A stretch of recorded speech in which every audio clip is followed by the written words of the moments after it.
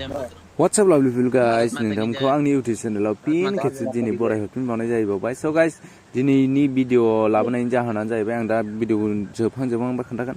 आरो जुदि नोंथांमोना दासिमबो आंनि चेनेलखौ साबस्क्राइब खालायाखैबा फटाफटनो साबस्क्राइब खालायना लादो आरो लोगोसे बेल आइकनखौ प्रेस खालामदो आरो भिडिअखौ मोजां मोनदोंबा लाइक एन्ड शेयार खालामनो दाबाव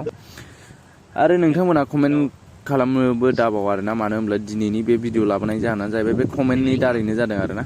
मानो होनब्ला दाख्लैनि पार्ट 36 ना पार्ट 37 भिडिअमोन बे भिडिअनि पासवार्डआ गोरोन्थि जादों आरोना बिथाङा माबोरै होना हरखो आंबो बुंनो हायासै आरोना मानो होनब्ला आंबो चेक बानायाखैमोन आरोना नोंथांमोना जे कमेन्ट हरनानै बुङोमोनब्लासो आंबो थाब चेक बानायगौमोन मानो होनब्ला आंहा बिदिजों बांद्राय इन्टारेस्ट गैया आरोना आं बारा नाया ओमफ्राय दायो बिथाङा भिडिअनि पासवार्डआ जायाखै रं होननायखायसो आङो दहाय चेक खालायदोंमोन जे ओमफ्राय भिडिअनि पासवार्डआ रं जामारदों आरोना ओमफ्राय दायो आङो बिथांखौ कन्टेक्ट खालायनानै बुंदों नोंथाङा भिडिअनि पासवार्डआ भुल जादों नोंथाङा चेक खालायनानै नाय होनना बुंदों ओमफ्राय बिथाङाबो नायदों आरोना ओमफ्राय जायाखै जाहैबाय होमब्ला भिडिअखौ गोदान बियो दा टेलिग्रामावहाय आपल'ड होफिनगोन अब्ला नोंथांमोना दायो नैबे भिडिअखौ नायनानै पासवार्डखौ लानानै टेलिग्रामाव थांना भिडिअखौ नायब्लानो जाबाय आरोना जाय रोङो ओमफ्राय जाय रोङा बिथांमोननो आङो डिसक्रिपसनावहाय भिडिअनि आं जे बानायखानाय दोननाय भिडिअ बेखौहाय नोंथांमोननो डिसक्रिपसनाव लिंकखौ होनाय जागोन नोंथांमोना बेनिफ्राय नायब्लानो जाबाय आरोना अब्लानो नोंथांमोना नुगोन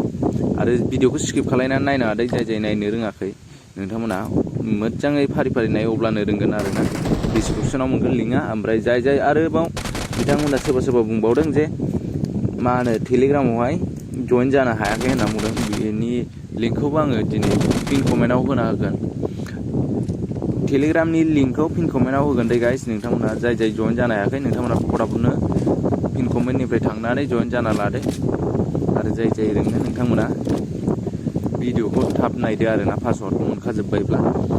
बिदिब्ला दिनैनि भिडिअखौ बेखिनियावनो दोनथ'नाय जाबाय गाइस लाभ इउ अल थेंक्स फर वाचिं बाय भिडिअखौ लाइक खालामलांदो आरो कमेन्टबो खालामलांबानो जाबाय